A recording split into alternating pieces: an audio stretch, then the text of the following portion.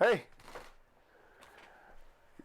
I'm Bathrobe Tony, and you may be making some critical mistakes in your choice of audio interfaces.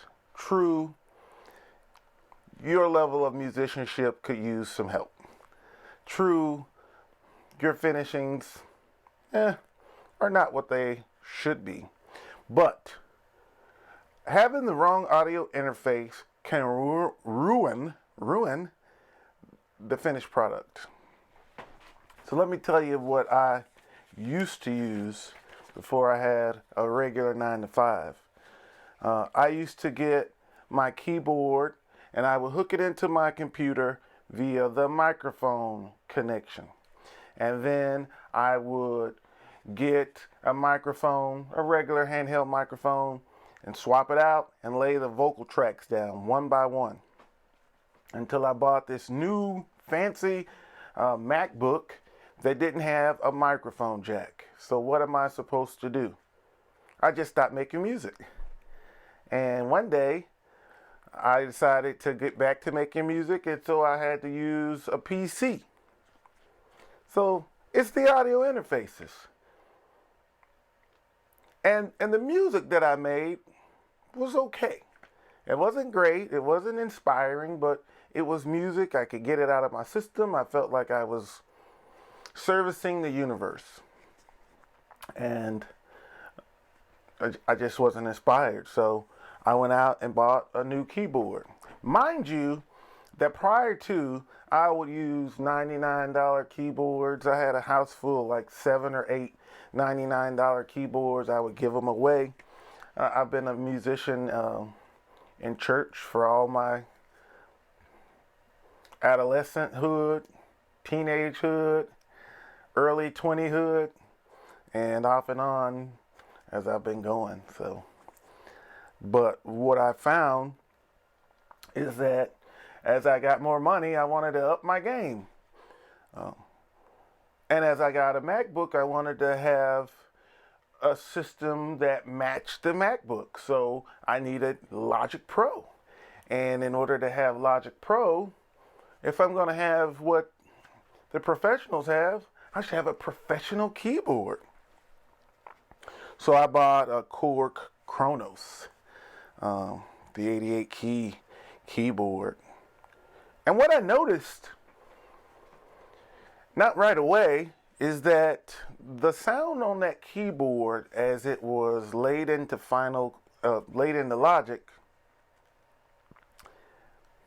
it wasn't very inspiring. It sounded only slightly better than the $99 keyboard. What they told me to buy was the Scarlett, or the Focusrite Scarlett 2I2 USB audio interface, and everybody's getting that, and they would give me a great deal, and it works. It's very quiet, it's very silent. I had the one with 2 connections. It worked, no problems. And at the time, I had an MXL 770 microphone, and what I noticed that it didn't work well for my voice. My voice has a lot of natural lows in it. It doesn't have a lot of high timbre. And so the MXL 770 just didn't work. And when I went into the Guitar Center to audition microphones, I noticed that Bluebird by Blue sounded best for my voice. So I got that. And what I noticed is it didn't sound great either. It was very high. It was very cheap, and there's a word for it that they use. I'll write it down next time, the word that they use for that high timbre. But it just didn't sound great on my voice. And I never questioned whether I could get something different. I never questioned it. That's what everybody recommended. Why would there be something bad about it? It was me. It was me. It was my musicianship. It was my motivation. It was my level of industry at doing my job. So again, let me remind you, I would have a Dell or a regular PC. I would take the 1/4 connection to a 1/8 and plug into the microphone. When I did music, when I did the keyboard, I would lay down the keyboard tracks, all of the music tracks, and then I would come back. And even if I had some singers with me, all of the music would be laid, and we would come in and we would do the audio track. And then what I did when I had the MXL 770, and I may be saying that wrong, we would take a phantom box, kind of like a DI box, take a phantom box and then convert the phantom out would be an XLR to a TRS. And then from the TRS, we go to a stereo 1/8 connection and plug into the computer. And it worked perfectly. It was great for my level of musicianship. I'm one of those musicians, I have a hard time playing the same chord over again in the next measure. But what I've learned today is we did some stuff at the church, and I took the MXL 770 home to the church, and I took the Scarlett Focusrite Scarlett 2I2 home to the church, and I didn't have an audio interface. And for my Core Chronos, I need an audio interface. So what I did was I used my Zoom. Now let's back up. One of the things I've discovered for music and audio, and to try to take our music, our video and photography up another level, is I discovered Zoom products. And of course I'm using a Zoom now. And I bought the H6 field recorder, and we did a concert, and it worked great. And we did some other things at the church, and I connected the final mix down from the PA system. I didn't use the actual mixer feeds, although I probably could have taken a couple of tracks and did multi. But I took the stereo sound from left and right channel. I took the mix down from the total output of the PA system. That was one channel. Then the instruments were the second channel. Flawless. So I wanted to make a song, and I didn't have my Focusrite Scarlett 2I2, which forced me to use my Zoom H6. And all of the channels were hot. I expected it to be crazy. I expected it to not work that well. I mean, although the Zoom works well from the reviews, I've never used it to try to create a song. I just did a test, and I really wanted to focus on field recording. And so I had to make this song, and all of the channels were hot. I had to turn the channels down. I was tempted to use padding, but I turned the channels down, and they were still flagging, like clipping out on Logic Pro X. So then I had to take it down further. So the keyboard output, I didn't use right or left. I used one of the auxiliary outputs. And the auxiliary output on the Core Chronos, if you know anything about it, no matter how you adjust the main volume, you're going to get a constant volume out. So I used the auxiliary output, and I used TRS 1/4 inch cables. One thing that you kind of learn through trial and error, or you look on the internet reviews or YouTube reviews, sorry YouTube community, is if you use a TS, which is just one stripe instead of two stripes on the 1/4 connection, you have to add a lot of padding.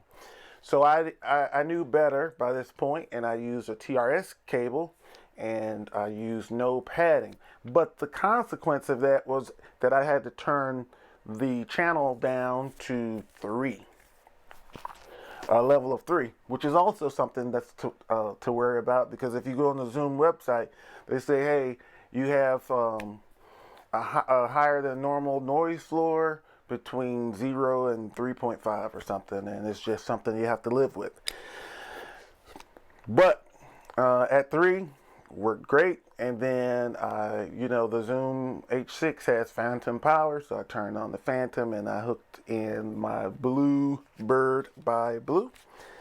And what I found is that the problem has been the Focusrite the entire time. With the Korg Kronos, I could hear the artifacts in the keyboard. So for instance, the piano sound on the Korg Kronos, when you hit the pedal, it's as though you can hear the hammers strumming against and releasing from the strings. I have never heard that in a recording that I have done. With the organ, normally I could just sit there and just butcher the keyboard, but this time I heard all of the engagements of the organ as I shifted from fast to slow. There was almost like I could hear it click, as though you would hear in the Leslie. And one of the other things I noticed is that the responsiveness in the organ key articulation was different. It was a totally different organ sound, piano sound, string sound. And if you know anything, the Kronos has weighted keys. So it was kind of different to do it, because a lot of the things I wanted to do, I wanted to kind of smash them in there instead of fully articulating them. And it's just going to require a different level of musicianship for me. But the key was the vocal quality, the audio quality, totally different. Totally different.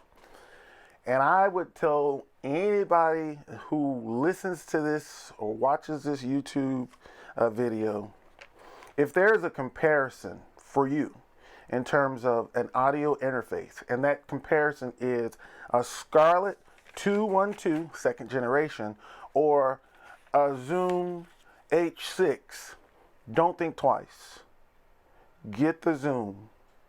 You won't regret it. If you get the Scarlett, you'll find that you won't hear the timbers in your equipment. It will do a great job at reducing any kind of noise floor. One of the things that I can say, going from plugging into the mics, is there was always residual noise. There was always an ambient noise. But once I went to the USB interface, that was eliminated. Well, now it's like the next step. It's like where I should have been the whole time, where there's a quality sound. And again, like I said, when you go from the MXL 770, which is actually a great mic, but it just didn't sound great coming through my equipment, to the Blue Bird by Blue, which is an expensive microphone. I don't care what anybody says. It was expensive to me. And you go from a $99 keyboard, $200 keyboard, and you go all the way to the top, as high as I could reach, to the Korg Kronos, and you still are lacking, it's like, I don't know why it took me this many years to recognize, let's swap out the USB interface. So, one of the things, I couldn't sleep because I have committed to myself that I have identified the areas for improvement by watching YouTube. So what I plan to do is take all of these other crazy purchases that I've had that I can't necessarily capitalize or optimize how they work, and allow this YouTube collaboration to help me figure out how to make it work.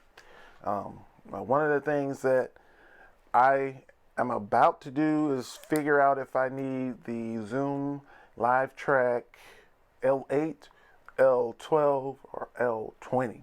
It's a big, I think I'm going to make the purchase in a day or so, but the L8 has a lot of things that are great for bloggers, but as a musician, if I get the L8, I can't actually, hand it down to the church.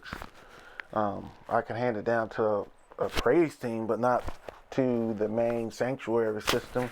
If I get the 12, it will grow with me as I start doing more instrumentation, have people come over and doing some collaborations. And if I get the 20, I think that's kind of perfect because I'll learn how to use it, learn how to leverage it, learn how to do all the things I need to do, and then I can kind of kick it over to the church, donate it to the church, and then we'll have the perfect system that will carry the church through the next generation. But the key is I'm going to need you all to help me. So, to conclude, if it's a choice between Scarlett 2I2 and the Zoom H6 for your USB audio interface, and what you're trying to do is trying to get the best sound, a sound that complements the investment that you have extended into that equipment, use the Zoom. Use the Zoom. Look forward to working with you. And I think my YouTube name is Bathroom Tony. Bathroom Tony signing out. Or signing off. Oh, just in case, that's Bathrobe Tony. If you like this video, thumbs up. If you hate it, well, put a thumbs down. But I look forward to your comments. I'm sure you're going to say, hey, show us some equipment, show us what you got, blah, blah, blah. Like, it's 4 o'clock in the morning. I couldn't sleep because I just wanted to make sure that if anybody is like me or was like me and you were using a Focusrite Scarlett 2I2 and you just tried to you couldn't figure out why your music wasn't great and everybody says the Scarlett is what you need to have, then I'm trying to let you know. Ditch the Scarlett, get a better audio interface. That's the right answer. Before you start spending all your money on all that extra equipment, get a new USB audio interface. It will make the difference.